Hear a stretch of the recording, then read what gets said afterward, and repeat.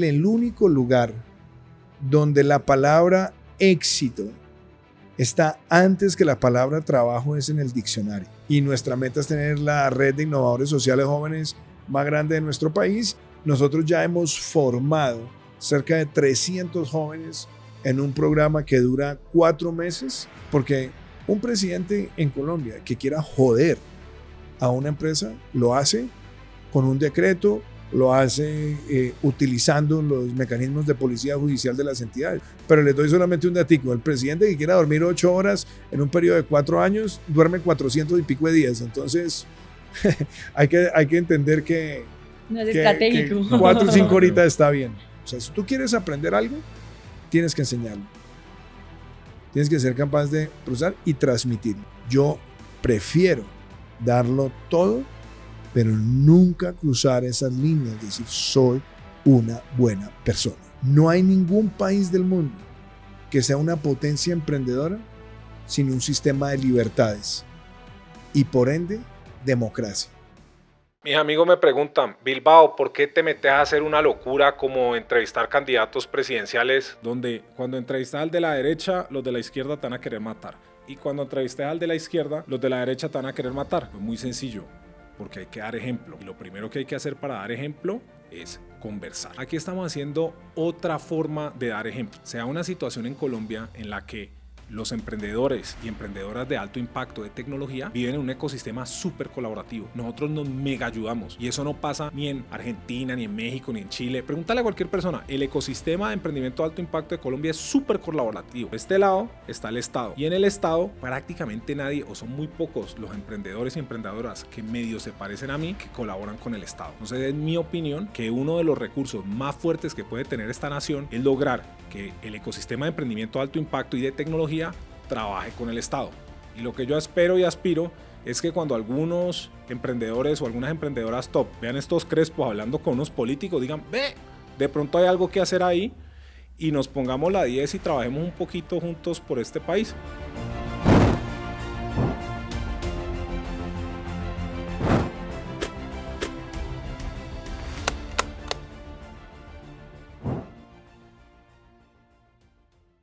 Presidente Duque, bienvenido a Estado X, es un honor tenerlo acá y por supuesto la mayoría de nuestros oyentes lo conocen, pero nos encantaría que nos contara en sus propias palabras quién es Iván Duque y cómo se define usted. María José, primero muchas gracias, Andrés, un placer estar aquí con ustedes y me encanta que arranques con esa pregunta porque hace muy poco estaba escuchando una charla de uno de esos pensadores contemporáneos español que hacía la pregunta, ¿tú quién eres? Entonces, cuando uno va a responder esa pregunta, uno tiende a caer en lo obvio. ¿Quién soy? Soy abogado, soy escritor, soy político, pero esa no es la pregunta. Eso es qué profesión tengo. O te puedo decir, soy bogotano, o soy antioqueño, y eso es de dónde soy. Entonces, la verdadera pregunta de quién es uno, más allá de títulos, más allá de logros que uno pueda tener, tiene que ver con la condición humana. Y yo me defino como una persona que amo con mucha pasión el estoicismo. Creo en buscar todos los días, con mucho esfuerzo, ser una buena persona. Tratar de ser una persona que responde con nobleza, que responde con grandeza, con humildad y con dedicación a todas las cosas que la vida me presenta y me ofrece. Y eso me lleva a la condición de padre, a la condición de gestor, a todo lo demás. Pero ¿quién soy? Iván Duque es una persona que todos los días lucha y trabaja por construir las virtudes estoicas en su comportamiento. Esa es la persona que yo soy. Wow, me encanta. Y nos podría compartir también un poquito más de esos referentes de estoicismo que tiene, cuáles son esos pensadores que han marcado pues esa visión de estoicismo en su vida y algunas prácticas también como que aplique desde el estoicismo en su día a día. Pues mira, es curioso. Mi padre murió en el año 2016 y ahora, cuando me he metido cada vez más a fondo en la filosofía estoica, entiendo que mi padre fue un estoico, que sin él mencionar la palabra, trató de generarnos en nosotros como familia esos valores coraje. ¿Qué significa tener coraje? Es tener determinación y muchas veces estar dispuesto a defender en lo que crees y en lo que predicas, así todo esté en tu contra. Hay que tener coraje para emprender, hay que tener coraje para hacer cosas a veces impopulares pero necesarias. La templanza, que tiene que ver con el autocontrol. Y quizás lo más difícil que nos toca a los seres humanos, ponernos límites. Entender no solamente los límites que nos puede dar la ley o que nos puede dar la ética o que nos puede dar un código, sino los límites nuestros. ¿Cuáles son esas líneas rojas que nunca quiero cruzar? Y también en los momentos de mayor tempestad, de más dificultad, estar ahí fuerte, sólido. La justicia, que es cómo te respeto, cómo te valoro, cómo a pesar de que tú me agredas, no te voy a agredir, no voy a ir a la bajeza. Si tú eres bajo conmigo, yo elevo mi condición contigo. Y la sabiduría, que es la búsqueda todos los días del aprendizaje y el tener mentalidad siempre abierta a ser un aprendiz. Hay muchas personas que ven eso como algo negativo. Lo que a uno lo debe mantener siempre abierto y siempre ilusionado y siempre motivado es saber ser todos los días un aprendiz. No dejar de sorprenderte lo que la vida te llegue. Entonces me di cuenta que mi padre de alguna manera nos había infundido esos valores estoicos. Ahora, si me preguntas en la historia, a mí me gusta mucho Marco Aurelio y he tratado de enseñar muchas cosas de Marco Aurelio. ¿Por qué? Porque él llevó a la práctica el estoicismo desde el gobierno. Mucha gente dice es que el estoicismo es una escuela filosófica. No, yo no creo que sea una escuela filosófica. Yo creo que es una escuela de autogobierno. Y Marco Aurelio, que fue un emperador que le tocó en Roma enfrentar una pandemia, 2 guerras, una crisis económica, revueltas sociales, tuvo que transitar por todo eso desapegándose también del poder, ejerciéndolo y desapegándolo, compartiéndolo con su hermano. Pero en sus meditaciones, que es un texto que cada vez se vuelve más referente, es cuál es el yo con yo del estoicismo. ¿Qué es lo que debo practicar? Madrugar, recibir el día, recibir la adversidad con compasión, no tomar nada personal, no dejar llenar uno su espíritu y su alma de sentimientos negativos, nunca predicar el odio. Entonces me parece muy valioso. Y yo diría que a mí también me ha marcado mucho las lecturas de Séneca. Y sobre todo algo que es muy importante es el valorar lo material, saber que lo material está ahí, pero entender que lo material puede que no esté ahí. Y saber tener desapego de muchas cosas que a veces son transitorias en nuestras vidas, que es como la parábola del pájaro que está en una rama. ¿Qué es lo que le da la seguridad al pájaro? ¿La rama o las alas? La rama puede que no esté, pero las alas siempre las va a tener. Y uno tiene que saber cuáles son las alas, esas herramientas que están con uno en la vida que le ayudan a uno a progresar. Y muy recientemente he estado también leyendo, por ejemplo, las obras de John Sellars, que es uno de los fundadores de Sociedad Estoica en Inglaterra, y me ha gustado el ejercicio que ha hecho Brian Holiday de ir para el mundo de hoy, de compilando esas lecciones de estoicismo para compartirlas con generaciones quizás mucho más afines con lo contemporáneo. Entonces, esas están ahí conmigo. Buenísimo. Yo quiero aprovechar para darte un espacio para que nos contes de tu fundación. Hace nada estábamos teniendo una conversación en la que compartías que estabas enseñando los principios estoicos a tus pollos de la fundación. Yo tengo una fundación también, estamos súper alineados, hasta el nombre se parece. Pero contanos un poquito de cómo has llevado esos aprendizajes a la fundación y qué hace tu fundación. Andrés, la fundación es, y yo siempre lo dije desde el comienzo, porque esto lo creamos con María Juliana, con mi esposa, y era la pregunta que nos hacíamos: ¿qué vamos a hacer después cuando salgamos de la presidencia para seguir soñando, para seguir inspirándonos, para seguir devolviéndole a nuestro país? Un amigo mío, y esto lo he dicho en varias entrevistas, en varias conversaciones, que fue presidente del Banco Interamericano de Desarrollo, que es Enrique Iglesias, que es un joven de 94 años. Él siempre dice que para mantenerse joven hay que tener más proyectos que recuerdos. Cuando tú estás dejando la vida siempre en el recuerdo, en lo que fui, en lo que pasó, pues te empiezas a expirar. Pues si tienes proyectos, empiezas todos los días a sentirte retado. Entonces dijimos, vamos a crear una fundación que conecte esas dos palabras, innovación para el desarrollo. Innovación, cómo pensar distinto, cómo pensar más ágil, cómo pensar más eficiente, cómo transformar. ¿Para qué? Para que tengamos una sociedad más desarrollada, pero teniendo como el eje central la juventud. Y eso nos llevó a que aquí somos un think and do tank. Entonces pensamos, publicamos, reflexionamos, debatimos, hacemos todo ese trabajo analítico, académico, de debate, de análisis, pero somos también un centro de acción. Y dentro de esa acción estamos formando jóvenes innovadores sociales de todo este país maravilloso, de nuestra Colombia profunda, y que ellos tengan las herramientas para contribuir a sus comunidades. Y el eje central de ese programa de formación empieza por las virtudes estoicas, por valores, por principios, competencias, gestión, resultados, impacto, y siempre con la mentalidad de cómo soy sostenible, cómo soy replicable y cómo soy escalable.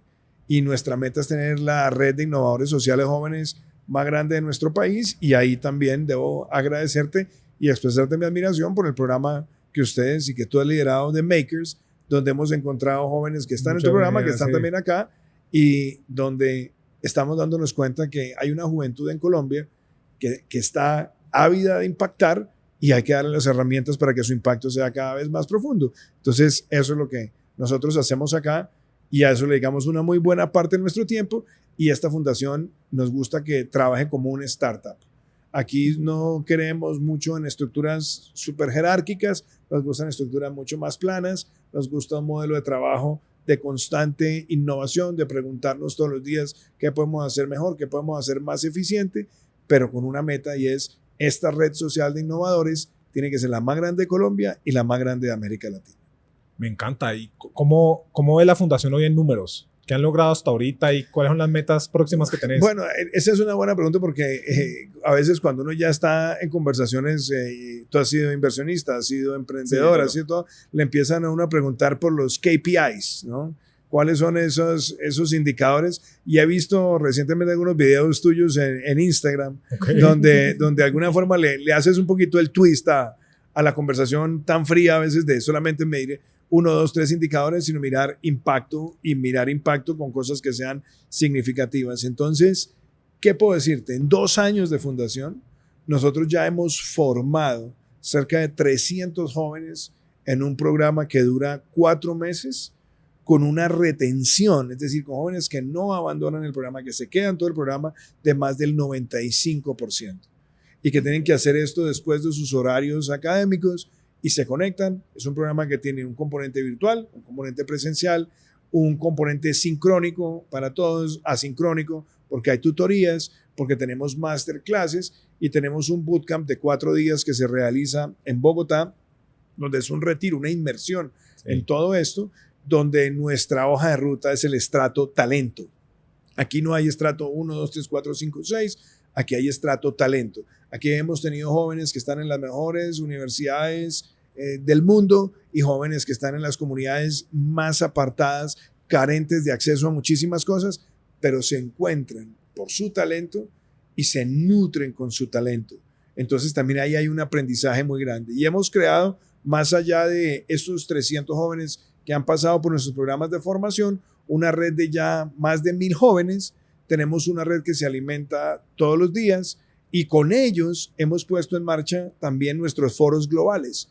Hemos hecho ya 2 foros globales donde hemos traído alrededor de 80 de los speakers más importantes. El año pasado fue en inteligencia artificial, este año fue en energía, el año entrante un tema que también para ustedes es de inmensa sensibilidad, que es salud mental. Entonces también estamos haciendo de esta fundación un lugar donde todas estas conversaciones ocurren, y hay algo que este año nos tiene muy contentos, que espero dejarlo cerrado en el mes de diciembre, y es la creación de nuestro primer fondo de capital ángel para invertir en pequeños emprendedores en el país, donde vamos a tener prácticamente una división entre lo que es apoyar innovación social puramente y lo otro que es financiamiento de emprendimiento, teniendo en cuenta que queremos que todo emprendedor tenga una filosofía de impacto social, pero a veces en la innovación social hay personas que están buscando capital no necesariamente para ser empresarial pero sí para ser gestión sostenible de impacto territorial. Majo, ¿estás viendo este? Nosotros estamos tratando de hacer un fondo hace rato y aquí viene el señor en 2 añitos, saca un fondo, comienza a invertir en todo el mundo. No. Sí,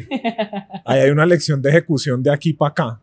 Creo que nos No, tenemos que poner las no, pilas. o sea, no, pero ustedes están haciendo cosas maravillosas y para mí son un referente, pero es que yo también tengo una lógica de actuar en muchas cosas, Andrés, y es, a mí no me gusta la parálisis por análisis.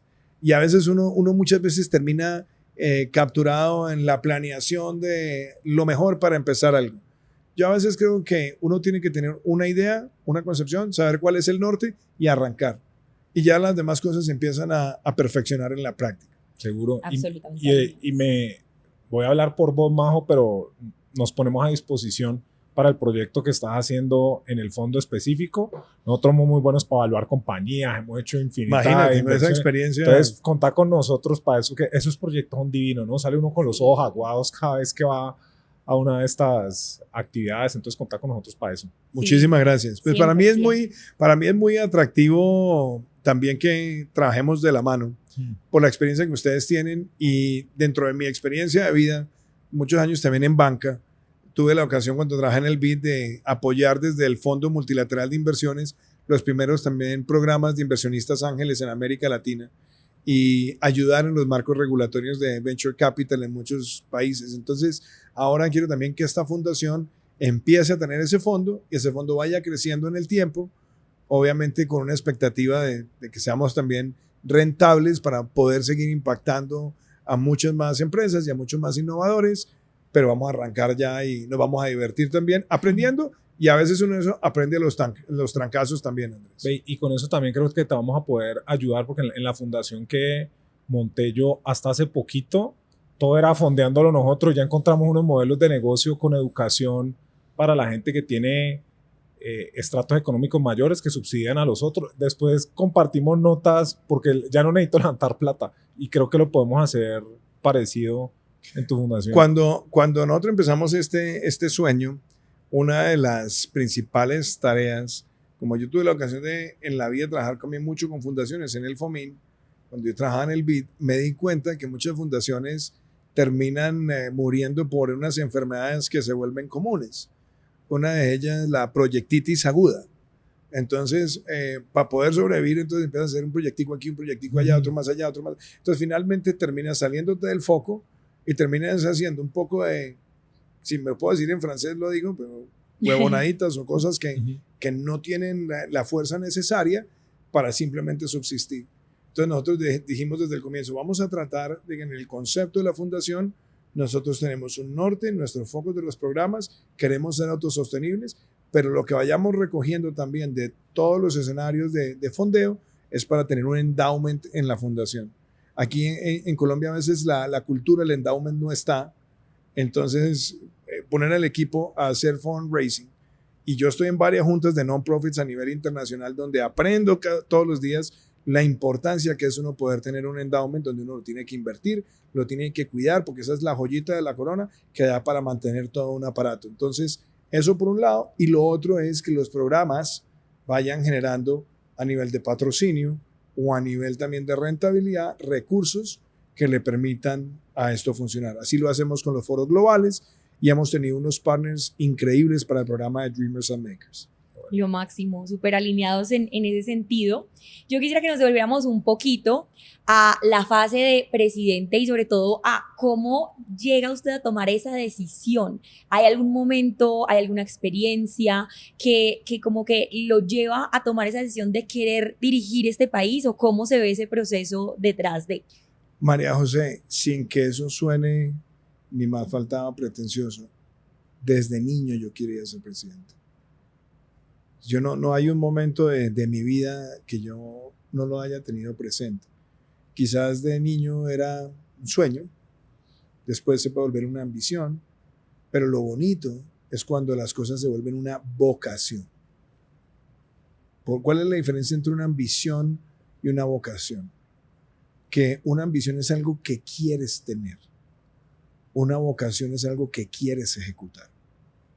Tienes la vocación emprendedora, tienes la vocación del sacerdocio, tienes la vocación de ser un deportista de alto rendimiento, tienes la vocación de ser un emprendedor. Yo tenía desde niño la vocación de querer ser presidente. Y que la vida me fue conduciendo a otras cosas que de pronto son caminos inexplicables. Pero cuando yo tenía 14 años, un amigo de mi padre, que era un periodista antioqueño que se llamaba José Alvear Sanín, me regaló un libro, todavía lo tengo, de Hermann Hesse, que se llama Siddhartha. Y ese libro, que tiene que ver con la historia de Siddhartha Gautama, habla también de su amigo Govinda. Y hay una serie de procesos de vida de ellos donde el uno es un buscador y el otro es un encontrador. Entonces, durante una muy buena parte de la vida yo quería era ser un buscador.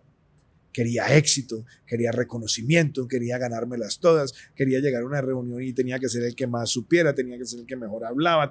Todo era muy competitivo, extremadamente competitivo. Y así de alguna manera era Govinda en ese libro. Hasta que llega un momento donde la vida le da unas señales de desaceleración. Pasar del hacer al ser. Sí, y entonces cuando nacieron nuestros hijos, que yo empecé como a posponer cosas, yo quería regresar de Estados Unidos a Colombia, lanzarme de una a la política electoral, y entendí que había una etapa que estaba disfrutando muchísimo, de mucha nutrición espiritual, intelectual, pero sobre todo familiar, con María Juliana, empezar esa nueva etapa de la vida. Y dije, bueno, si esa vocación llega, pues llegará el momento, pero ya no me voy a desesperar porque las cosas pasen. Y justo en esos momentos es cuando la vida empieza a traerte cosas que te convierten en un encontrador.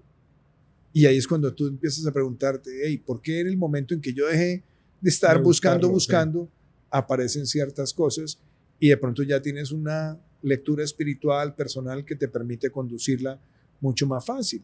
Y ahí es cuando, por ejemplo, después de que había nacido mi hijo Matías, terminó el gobierno del presidente Uribe y él me dice, véngase conmigo a Naciones Unidas. Y me fui como asesor de las Naciones Unidas en un proyecto maravilloso, verlo a él resolviendo en la comisión del Mavi Marmara junto a personas como Joseph Schihanover o Osden Sandberg o el mismo Palmer, que había sido primer ministro de Nueva Zelanda, y verlos a ellos resolver y nosotros estar ahí con Elana Guedes como asesores de semejante grupo y entender que yo estaba aprendiendo de un gran líder muchísimas cosas, después estar con él en su agenda internacional y después ayudarle a concebir desde su perspectiva académica, porque él lo empieza a crear en su mente cuando estaba en Georgetown, la idea del centro democrático, primero como una idea política y después llevarlo a la práctica como un partido. Y justo en ese momento también mi carrera hizo otro giro. Regresé al Banco Interamericano de Desarrollo a dirigir una división que tenía los temas de juventud, que tenía temas de emprendimiento, que tenía temas de gestión cultural y temas de responsabilidad social corporativa. Y fui feliz 2 años, y ahí es cuando un día me llama el presidente Uribe y me dice, oiga, hemos hablado muchas cosas, véngase para Colombia a lanzarse al Senado. Y ahí hay una anécdota que para mí fue muy diciente. Yo sabía que en ese momento ya era para mí el llamado, o como lo diría Vargas Llosa, el llamado de la tribu. Y recuerdo que llamé a mi papá y le dije, bueno, papá, me regreso al Senado. Mi papá era un gran gestor público, había sido gobernador, había sido ministro, pero mi papá tenía una relación de mucha distancia con el Congreso. Y yo tenía una carrera ya de muchos años en Estados Unidos, con una proyección, y me dice, mijo, pero usted va a dejar tirado todo lo que ha hecho en Estados Unidos para ser senador.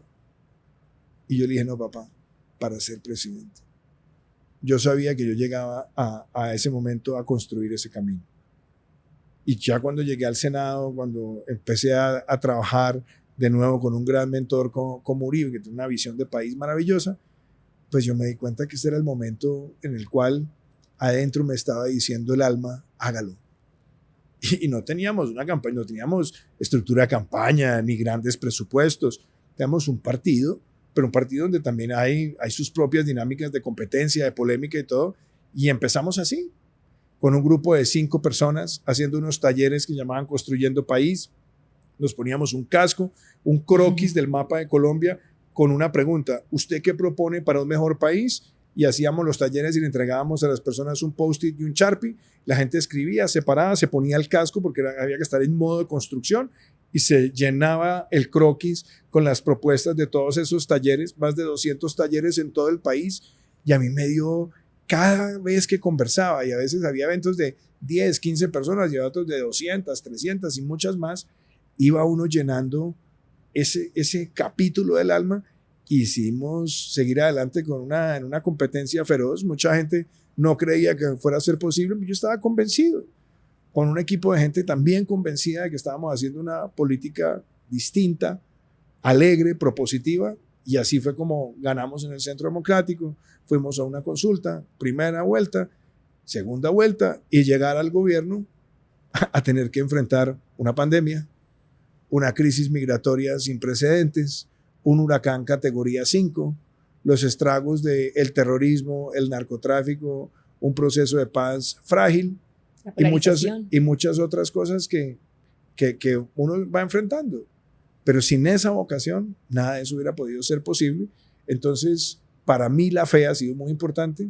Yo soy una persona de fe y todos los días le doy gracias a Dios por haberme permitido cumplir un propósito de vida, que fue presidir mi país y tratar de dar lo mejor. Siempre seremos cuestionados los que pasamos por esas instancias de poder, pero en lo personal, tener la satisfacción que lo entregué todo en la cancha, para mí es lo más valioso. A mí me parece interesante porque nosotros tenemos un proyecto que se llama Inevitables y vos acabas de echar básicamente una descripción muy, muy clara del mindset que estamos buscando en los invitados y en las personas, porque es esa gente que ve a través del horizonte y dice yo voy a llegar allá. A veces desde que son niños como vos que querías ser presidente desde niño, o a veces después ya más adolescentes o más adultos gestan como el sueño. Pero me lleva a una pregunta como muy, muy fuerte y es, listo, vos sos presidente, entregaste todo en la cancha, se acaba el mandato. ¿Una depresión la berraca o qué pasa el día después? No, cero, Andrés. ¿Sabes por qué? Porque de nuevo voy a las personas que terminan uno encontrándose en la vida, vienen con una razón y con un motivo. No era normal que un niño de 5 o 6 años quisiera estar al lado de su papá en todas las reuniones con la gente mayor. Yo no me le despegaba a mi papá. Mi papá iba a hablar con expresidentes, con compañeros de gabinete, con líderes empresariales, y yo siempre, y él me llevaba. Y me decía, escuche primero antes de opinar. Y sabía valorar lo que yo decía. Y tuve esa formación, pero también él me enseñó con su ejemplo. Mi padre fue gobernador de un departamento, 2 veces ministro, y yo me acuerdo que mi papá, cuando salió del Ministerio de Minas en el año 86, mi papá salió y al otro día ya no había seguridad, al otro día ya no había nada de todas esas cosas que rodean el poder, y me dijo, mijo, nos vamos a hacer mercado. Y recuerdo que llegamos tranquilos al supermercado con el carrito.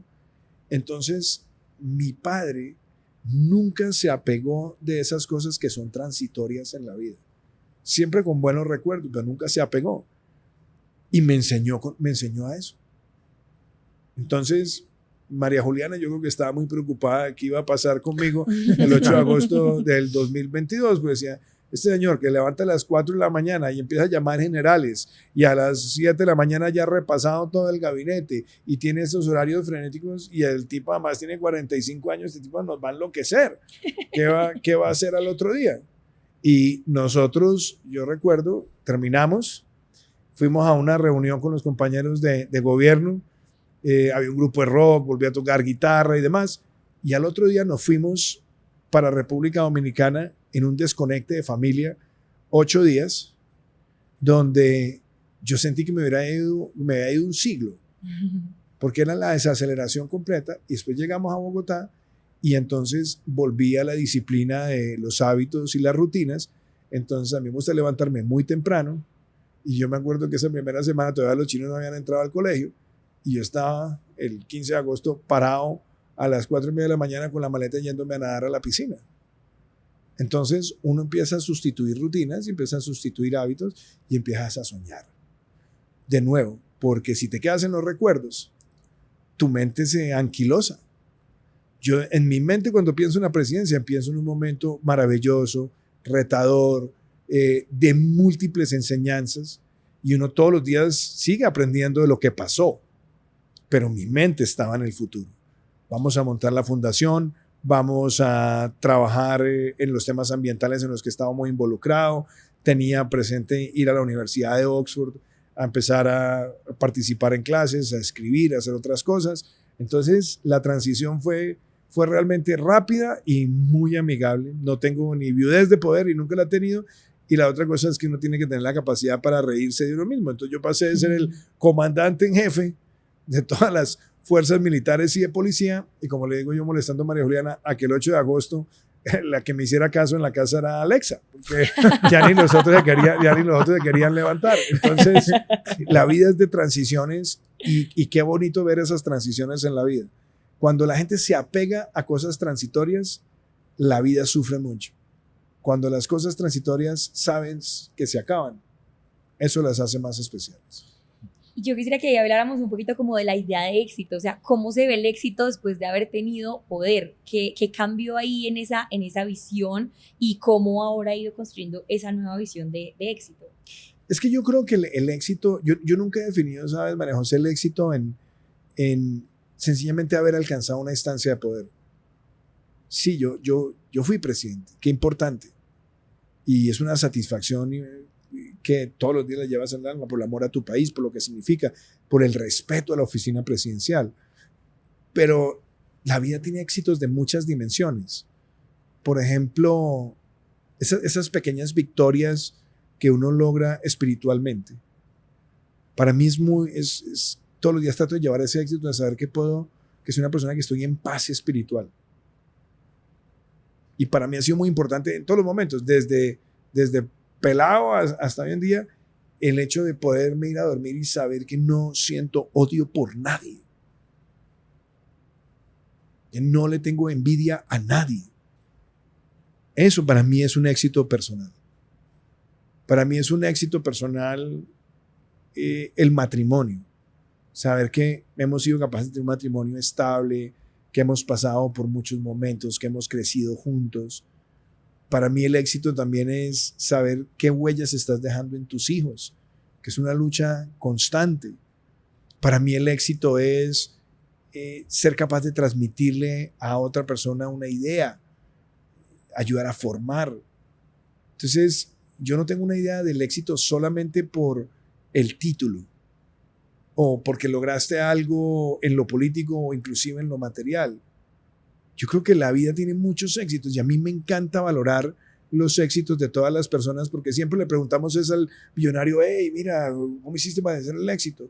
Y el otro día me pasó una cosa muy bonita, estaba caminando y me metí a una panadería y estaba el dueño de la panadería, se puso a conversar conmigo y entonces le dije, oye, cuéntame de tu vida. Me dijo, no, yo estoy feliz. ¿Y por qué? Me dijo, porque me siento muy exitoso porque logré graduar a mis 4 hijas como profesionales. Eso es un éxito. Mega o sea, éxito. Un éxito berraco. Sí. O sea, cuando uno en la vida va cerrando todos esos episodios, pues eso lo hace a uno muy feliz. Entonces, para mí, lo importante no era el poder. Tú me dices, oye, ¿qué se siente tener poder? ¿Sabes? No, se puede sentir muchas cosas. Para mí el poder era una herramienta, no un fin en sí mismo. Entonces, cuando yo te digo, mira, con ese poder logramos que en este país pasáramos de nada, casi nada, en energías renovables, a ver que Colombia hoy tiene 2.000 megavatios, que con decisiones de Estado ayudaste a que se hicieran, o que lograste dejar una matrícula gratuita para el 97% de los estudiantes en las universidades públicas de Colombia. Para eso es el poder. O haber logrado bajar un programa de vivienda a través del cual más de 300.000 familias adquirieron por primera vez su casa. O haber sido un país que sorteó la pandemia y terminó como número 1 en América Latina en el índice de resiliencia frente al COVID-19. Para eso es el poder. Pero si me preguntas a mí, ¿qué se siente tener poder? No, pues yo no me obsesionaba con eso. Hay gente que sí se droga con eso. Entonces quiere hacer saber de lo que es capaz de hacer con poder. Y yo creo que cuando uno tiene poder, uno mismo debe saber cuáles son los límites de su conducta. Y sobre todo, los límites para hacer bien. Porque un presidente en Colombia que quiera joder a una empresa, lo hace con un decreto, lo hace utilizando los mecanismos de policía judicial de las entidades. Jamás lo hice, jamás lo haría. Sabes que lo puedes hacer, pero si cruzas esa raya, ya no estás ejerciendo el poder. Ya lo que hiciste fue corromper el poder. Entonces, saber que esa es una herramienta que está ahí, úsala siempre para hacer el bien. Y yo recuerdo que había gente que me criticaba y me atacaba, decía, no, es que el problema de Duque es que es muy buena persona. Yo lo escuchaba bastante. Que es una frase peligrosísima. Claro. Peligrosísima, porque es como si en la cultura nuestra, cuando se usan los conceptos de las malicias, es como si ser buena persona fuera algo negativo. No, es que deliberadamente quiero ser una buena persona. Cuando tú sabes que en este país lo que mucha gente respeta es qué tan vasto eres utilizando las herramientas para intimidar a tus contradictores, ahí ya no estás ejerciendo el poder, ahí ya te dejaste corromper por el poder. Esa idea que mucha gente ha tratado de vender como si hubiera emanado de Maquiavelo, cosa que es falsa, que dice que es preferible ser temido a ser amado.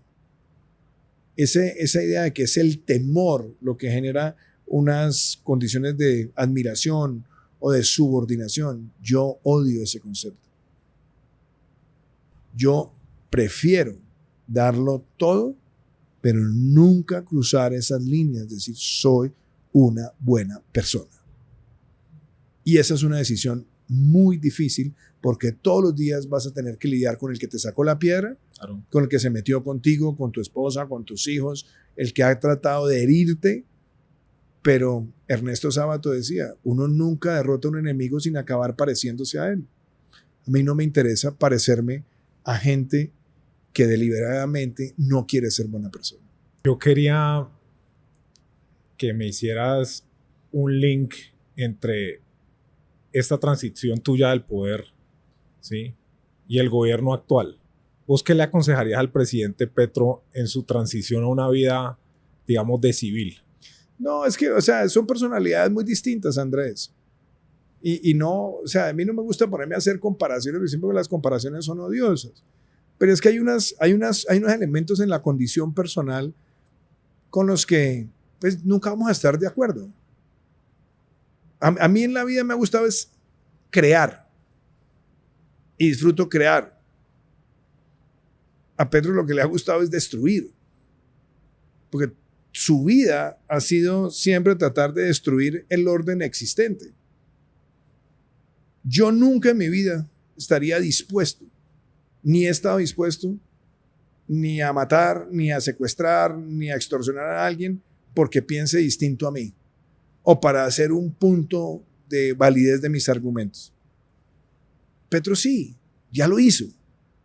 Cuando tú decides ser miembro de una organización como el M-19, que mató, que extorsionó, que secuestró, etcétera, etcétera, pues tú tomaste una decisión en la vida que es una corrupción absoluta del buen actuar. Porque a mí no me vas a convencer jamás que yo tengo el derecho a matarte a ti porque estoy en desacuerdo contigo. Entonces, partamos de ahí. Ahí hay un elemento irreconciliable. Y eso no quiere decir que yo me esté quedando en los odios del pasado ni en la estigmatización, ¿no? Pero hay una diferencia muy clara de personalidad. Yo nunca empuñaría un arma contra otra persona para hacer valer mis argumentos. Y mucho menos en democracia. Y lo segundo es que en la forma de hacer política, porque hacer política también tiene que ver con tu comportamiento, yo no puedo con utilizar los púlpitos que te da el poder político para sembrar cosas que destruyan en la sociedad. Yo no sirvo para promover odio, ni para promover polarización, ni para estigmatizar.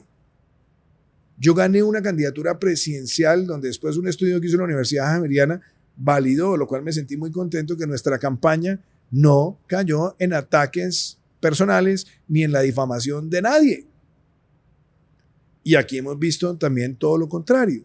Entonces, ahí hay unas diferencias de personalidad. Y lo otro es que Petro es una persona que tiene unos síntomas de narcisismo, megalomanía y hasta sociopatía de alguna manera. Él se mira al espejo y él se siente Nelson Mandela, él se siente Simón Bolívar.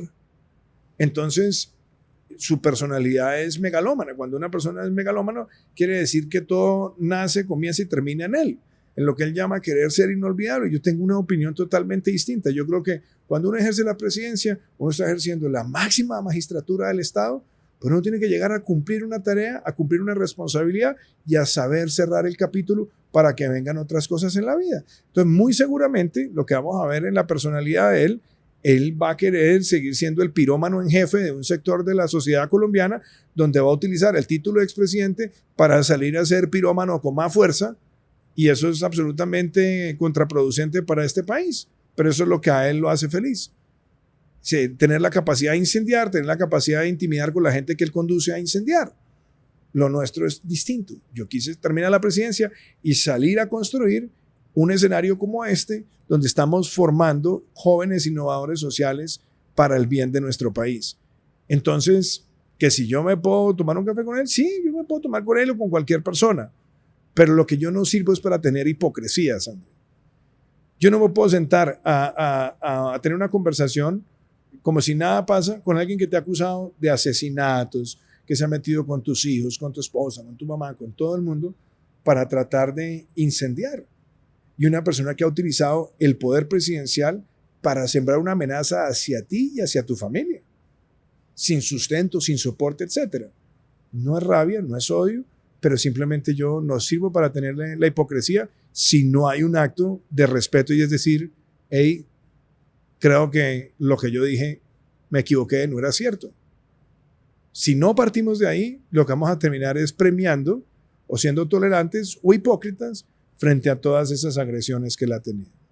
El término me da risa porque o sea, está muy bien articulado, o sea, desde tu punto de vista, el pirómano en jefe, ¿no? Y se para en Manhattan, busca la sublevación del ejército gringo, pues hace el llamado pues al ejército gringo a desobedecer y termina en la lista Clinton y potencialmente pues nos afecta a todos los colombianos. ¿Qué opinión te merece a vos esa acción y las consecuencias que acarrearon? Es que, a ver, vamos a las raíces de ese tema para empezar por ahí.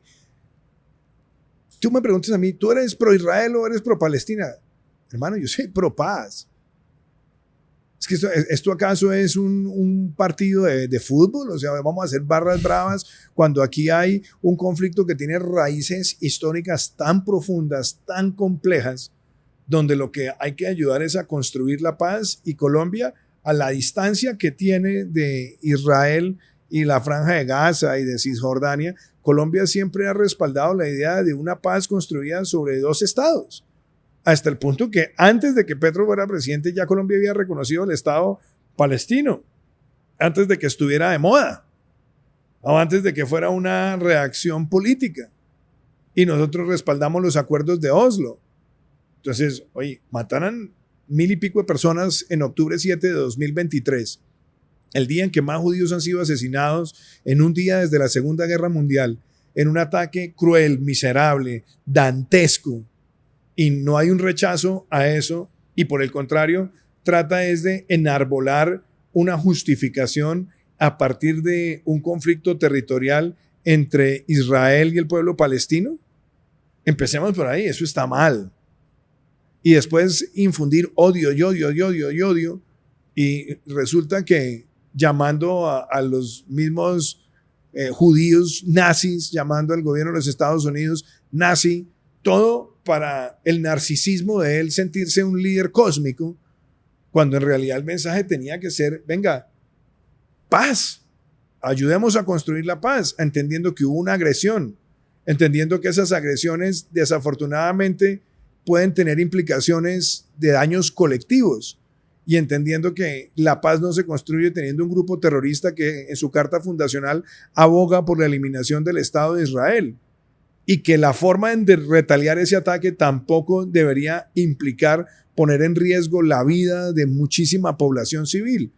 ¿Por qué no tuvimos una conversación civilizada sobre eso? Pero no, a él no le interesa una conversación civilizada.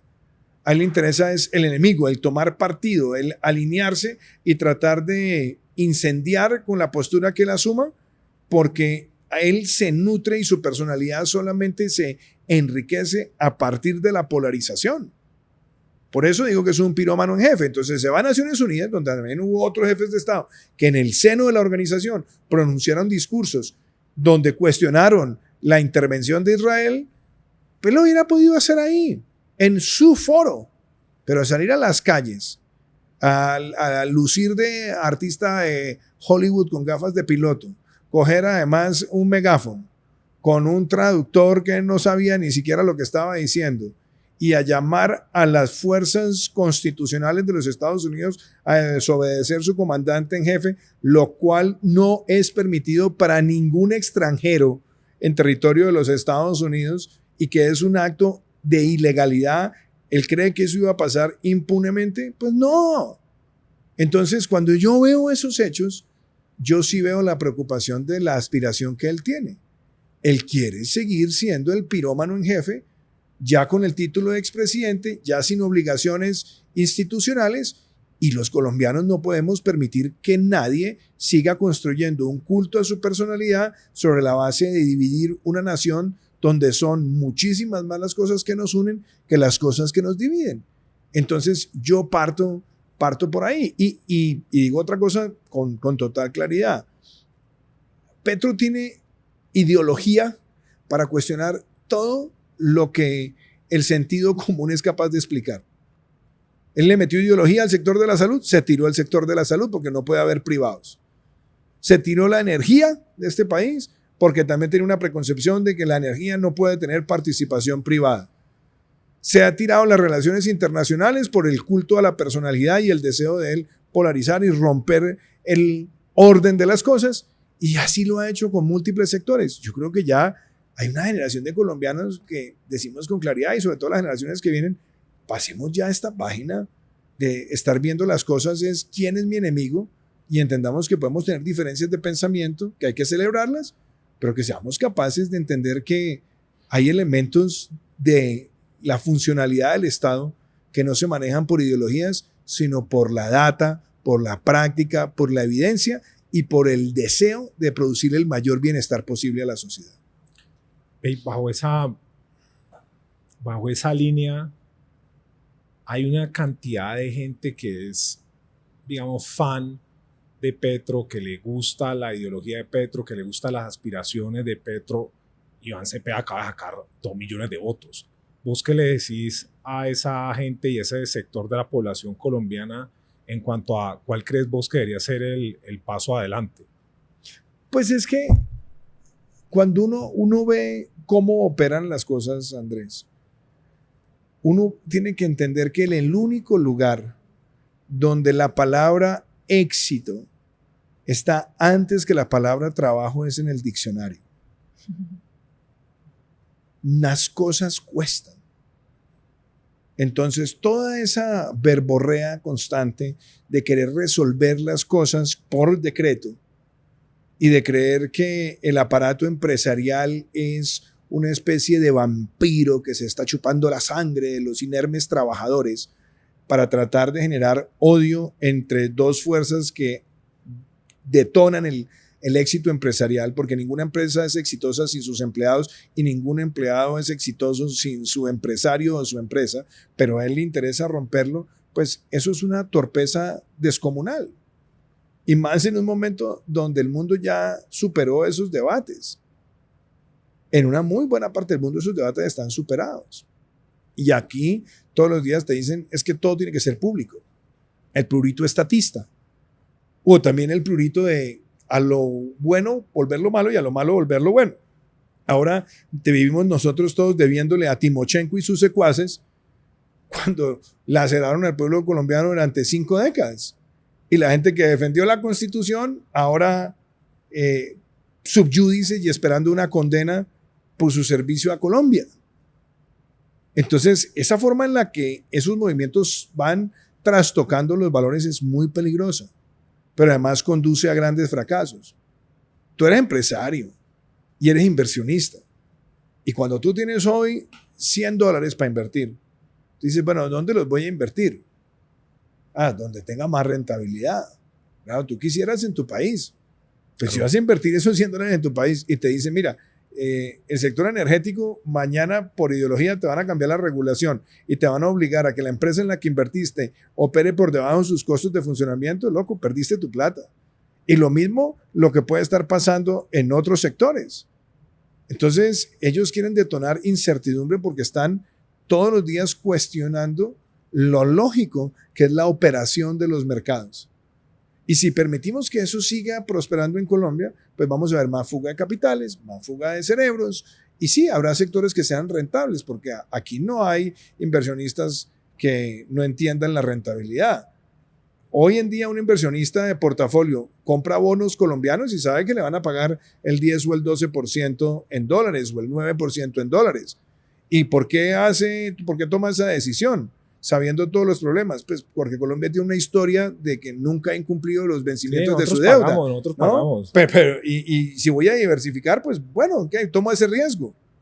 Pero no está tomando el riesgo por las razones correctas. Está tomando el riesgo por las razones incorrectas. Sí. Entonces, claro que en estos momentos de tanta ansiedad y de tanta incertidumbre, hay gente que sabe hacer plata o tiene lo suficiente para diversificar. Pero nosotros nunca hemos sido un país que se ha destacado por ser un factor de incertidumbre, aún teniendo que haber vivido tantas dificultades. Entonces, sí creo que muchas de estas personas que hoy son llevadas a elegir ese modelo, solamente porque creen que en su promesa estatista están las soluciones a Colombia y en la lucha de clases está la redención de los más vulnerables, pues yo sencillamente les diría, no hay ningún país del mundo hoy que sea exitoso sin reconocer las reglas de la estabilidad del capital, sin entender que el emprendimiento y los trabajadores son parte del mismo concepto y sin asumir que el Estado debe regular y solamente debe participar activamente en aquellas cosas donde no se estén pudiendo resolver las brechas sociales con la mera intervención del sector privado. Es decir, el Estado hasta donde sea necesario y el mercado hasta donde sea posible. Esa es la fórmula del éxito, por lo menos que hoy en el mundo se ve entre los países que mejor se desempeñan frente a los que están todos los días generando incertidumbre. Hablando de la fórmula del éxito, yo quisiera que habláramos un poquito más de la fórmula del éxito personal y justamente como cuáles son esas rutinas, esos hábitos, esos rituales que le han permitido asumir uno de los que puede ser pues los cargos más difíciles, con mayor responsabilidad, con mayor presión. ¿Qué cosas hacen parte fundamental como de su día a día y cómo cree que ha podido como sobrellevar toda esta presión y toda esta responsabilidad de haber sido presidente desde estos rituales, rutinas y hábitos? Yo no sé si la palabra sea rituales, María José, pero digamos lo que hay, sí hay cosas que para mí han sido muy importantes. Uno, yo creo mucho en el estudio. Uno tiene todos los días que estudiar. Y por eso tener la cultura de aprendiz, que no es otra cosa que tener inquietud intelectual constante. Nunca sentirse el chacho, sino estar informándose, leyendo y también conversando y también escuchando. Es decir, tiene que haber una práctica de aprendizaje para escuchar a los que saben, o a los que más saben, para formarte y cultivar el conocimiento, y creo que también la capacidad de transmitir lo que has aprendido. Y eso implica oratoria y escritura, las dos cosas. Y yo lo miro con los programas nuestros. O sea, si tú quieres aprender algo, tienes que enseñarlo. Tienes que ser capaz de procesar y transmitirlo. Tienes que ser capaz de escribirlo. Cuando una persona aprende a escribir sus pensamientos frente a lo que cree que debe hacer y demás, es algo muy importante. Entonces, ahí te mencioné, estudiar, escribir, es muy importante. Muy importante también en esas rutinas diarias, tener el tiempo para la reflexión. Uno a veces pasa de una reunión a otra reunión, de una reunión a otra reunión, entonces te enloqueces. Yo siempre casi que entre reunión y reunión tengo que dejar un espacio de unos minutos para procesar de la que salí y para planear la que viene. ¿Cuánto tiempo dejas? Depende. Pueden pasar, digámoslo, en los ajites de la presidencia, 15 minutos, 20 minutos, pero siempre me gustaba tener ese espacio. Y si sabía que no lo iba a tener porque el día iba a ser muy pesado, sentarme en la mañana y decir, bueno, esta es mi agenda de hoy. Entonces me voy a reunir con María José y Andrés Bilbao y quiero que en esta reunión tengamos este resultado. Voy a tener la otra, porque uno, si no, uno se va volviendo un autómata. Entonces ese ritual es importante. Es muy importante el tiempo para ti de fe o de reflexión. Y si se ponen las dos mejor. Puedo dedicar un ratico para pensar o para meditar y un ratico para orar, para dar gracias. Para mí era muy importante. Y lo otro, tener una metodología siempre de seguimiento, de saber cómo las cosas van evolucionando. Aquí había un empresario que se hizo muy famoso en Colombia porque publicó un libro que decía improvisación estratégica. Tú tienes un plan estratégico que tienes que cumplir. Y que te dura un día, ¿no? Pero muchas veces te aparecen cosas que no estás esperando y tienes que reaccionar. Y obviamente ahí hay una parte del control emocional. A uno se le vuela la piedra y uno a veces se estalla. Pero en la medida de lo posible uno tiene que tratar de amarrar esos sentimientos y procesar y tratar de llevar las cosas con tranquilidad. Entonces eso para mí también era muy importante. Y algo que yo tenía como tarea todos los días era saber cada día qué habíamos hecho para lograr el objetivo. Entonces yo por eso, yo todos los días hablaba con todo el gabinete en la presidencia, pero lo hice también en otros trabajos donde tenía que liderar equipos y es empoderar al equipo.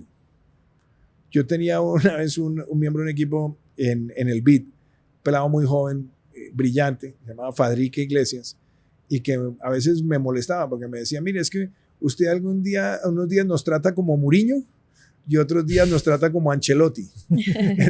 Entonces, pero vas aprendiendo, por eso me gusta leer muchos libros de liderazgo de técnicos de equipos, porque al final del día cuando lideras un equipo tienes que liderar las personalidades de tu equipo. Entonces hay días donde tienes que apretar, exigir mucho, pero también la motivación es muy importante. Entonces era para mí un reto todos los días y tuvimos miembros del equipo que hicieron cosas maravillosas. Por ejemplo, el ministro Carlos Correa, yo todos los días, bueno, vamos a llegar al 30% de áreas protegidas y trabajamos con el vice Cruz y con el vice Galarza. Hemos trabajado con el ministro Ricardo Lozano, Luis Ciamos en energía, o con Ángela Orozco en infraestructura, o con Jonathan Malagón en vivienda, o con José Manuel Restrepo y Alberto Carrasquilla en hacienda o en comercio. Entonces era muy, muy importante uno estar al día de esas agendas y eso también hace sentir al equipo que tú estás pendiente de su éxito. No solamente es exigir, sino, venga, ¿qué necesita? ¿En qué más le puedo ayudar para acelerar la forma en la que usted quiere ser exitoso con sus indicadores? Entonces, yo diría, ahí hay varios rituales, pero prácticos. Me levanto muy temprano, me fascina madrugar, amo las madrugadas y amo las madrugadas para mí. Está solito. O sea, casi que para mí esa entre las 4:30 y las 6 de la mañana son preciosas. Si puedes en esas primeras horas sudar, leer y meditar, como dice ese libro del Club de las 5 de la mañana, hazlo. Pero yo no trato de volver eso como que esa es la fórmula. ¿No? Para mí, a mí me funciona. Yo soy una persona de mañanas. En cambio, las noches sí, para mí son tortuosas. Y eso que en la presidencia yo me acostaba a la 1 de la mañana. ¿Ahora a qué horas te acostás ahora? 11, 11:30. 11:30. Pues, pero dormís poquito. Tengo mi anillo Oura. Te debe estar regañando. Pero es que a veces me regaña, pero venga, le cuento una vez porque usted se ría más. Cuando yo en la presidencia y estábamos haciendo el trasteo, tenía una caja y entonces abrí la caja y me encontré con 5 libros de la misma edición de un libro que se llama Why We Sleep, ¿por qué dormimos? del médico Matthew Walker. Y cada libro estaba dedicado por un amigo distinto diciéndome, Iván, es muy importante que entiendas el valor del sueño y tal. Amigos cuidándote. Entonces empecé a entender eso y hoy en día Mi meta es tratar de superar las 6 horas todos los días. Yo no he podido, pero ahí voy. No he podido, yo no he podido llegar o sea, cuando llego a las 7, esa vaina es casi que fantasiosa, pero si supero las 6, sé que estoy ganando un poquito más de vida. Entonces, ese hábito de madrugar era importante para mí. Después he ido entendiendo el valor del sueño, pero les doy solamente un datico. El presidente que quiera dormir 8 horas en un periodo de 4 años, duerme 400 y pico de días. Entonces, hay que entender que, no es estratégico. 4 o 5 horitas está bien. Yo quiero aprovechar que hablaste tanto de liderazgo y libros que te han marcado en ese respecto. Hacenos 1 o 2 recomendaciones de libros de liderazgo que vos le darías o al Iván Duque de 2018 o al niño. Sí, no sé, yo a veces no sé si la palabra sean libros de liderazgo o libros que inspiran el liderazgo. La que te parezca. A mí me gusta mucho Siddhartha, lo he mencionado en múltiples ocasiones. Me gustan las biografías de Abraham Lincoln porque es la perseverancia. El valor de la perseverancia es muy importante. Lincoln perdió muchas elecciones antes de ser presidente y era más fuerte, más perseverante. Entonces hay una última escrita por John Meacham que es bastante buena, la recomiendo muchísimo.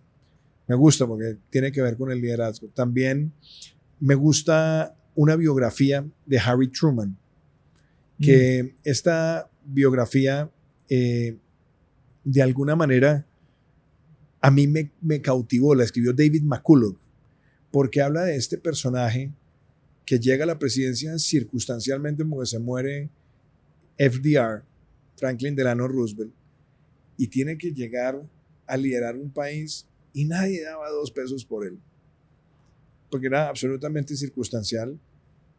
Y es uno de los grandes héroes de la historia y uno de los presidentes que, aunque salió muy impopular, la historia lo ha ido elevando y reivindicando, sí, por su dimensión. Ese es un gran libro también para mí de liderazgo. Y yo creo que en cosas más recientes, yo le diría a la gente, vea, Tony Blair acaba de escribirse un libro sobre el poder. Muy bueno, pero digamos, para el que quiere el liderazgo político es de lo mejor que yo me he leído porque es sincero, preciso y tiene lecciones muy puntuales del ejercicio del poder.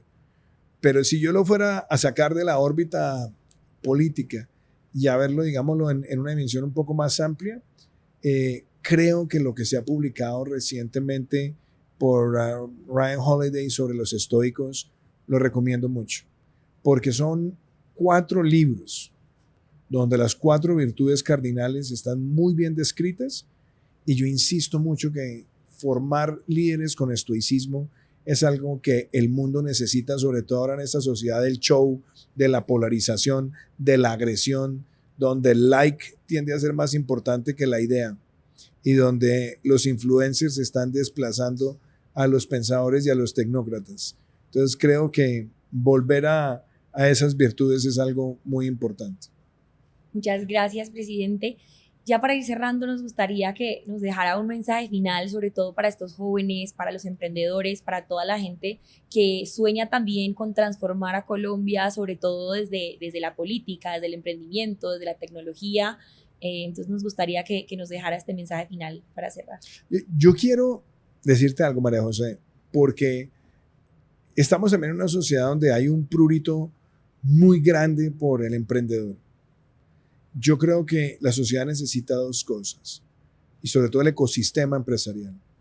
Grandes emprendedores, pero también grandes ejecutivos. Los 2 se necesitan. Y el emprendedor tiene que aprender a respetar y a valorar y a trabajar con el ejecutivo. Y el ejecutivo tiene que saber interpretar y ayudar a cumplir los sueños del emprendedor. Porque a veces me encuentro con gente como que, no, yo quiero ser emprendedor porque no quiero ser trabajador, empleado. Como si ser empleado fuera una cosa de segunda o de tercera categoría. Y resulta, pues si nadie quiere ser empleado, entonces ¿a quién van a emplear los emprendedores? Y yo creo que un empleado puede ser un emprendedor también. Porque 100%. El emprendedor no es una personalidad exclusiva del fundador de la startup, no. Hay emprendedores en lo público, hay emprendedores en lo social, hay emprendedores en un colegio, hay emprendedores en todos los trabajos. Lo que se necesita es tener una cultura emprendedora. ¿Y cuál es la cultura emprendedora? Es tener visión, tener compromiso, tener entrega y todos los días proponerse cambiar las cosas para mejorar. Hace poco publiqué un libro de conversaciones con profesores de Oxford sobre el futuro del humanismo y hay un capítulo con un profesor que se llama Karthik Ramana, que es profesor de liderazgo, que acaba de escribir un libro que se llama Leadership in the Age of Outrage, ¿no? Ese liderazgo en esta época, de este mundo tan revuelto que tenemos. Y yo le pregunté, ¿usted cómo define el liderazgo? Y él decía, liderar es dejar las cosas mejor. Porque a veces hay personas que pensamos que son líderes, pero no son líderes. Son agitadores, son disociadores, con mucha gente que los sigue. Pero si lo que están dejando es peor, no son líderes. El líder muchas veces debe tener la capacidad de saber cuál es su punto de partida y construir a partir del punto de partida. Entonces, yo le diría a toda esta comunidad de emprendedores, miren, ustedes son parte del ADN de esta Colombia y no pueden estar esperando que el Estado termine siendo liderado por el azar. Y yo se lo digo muchas veces, Andrés, a los emprendedores. Muchos emprendedores me dicen, no, yo no me meto en política. Y yo les digo, hermano, ¿sabe qué pasa? Que la política sí se mete con ustedes. Y cuando uno invita a un emprendedor a tener cultura política, puede que escoja un partido, puede que escoja un candidato, puede que escoja una ideología. Pero lo más importante es que el emprendedor sea parte activa de la construcción de una mejor sociedad y no delegarle esa participación al Estado o a otros. Y se necesita en una sociedad como la nuestra que los emprendedores que tienen esa capacidad de motivar y de inspirar también sean capaces hoy de llevar a la sociedad a entender algo. No hay ningún país del mundo que sea una potencia emprendedora sin un sistema de libertades y por ende democracia. Porque sí, hay países que tienen autocracias o regímenes autoritarios o absolutistas con emprendedores. Pero donde está la capacidad transformadora e innovadora del mundo son sociedades donde hay democracia y hay libertades. Luego, el aire que respiran los emprendedores es el aire de la democracia y los emprendedores tienen que ser parte fundamental para defender ese aire de la democracia. Muchas gracias, presidente, por su tiempo. Muchas gracias por lo que ha hecho por Colombia y por lo que sigue haciendo. Oye, nos aquí dando ejemplo justo de lo que estás diciendo. Emprendedores aportando. Me siento muy honrado de estar con ustedes, de verdad, y los felicito también por lo que están haciendo y espero que podamos hacer muchas cosas juntos. Seguro que sí. Haremos.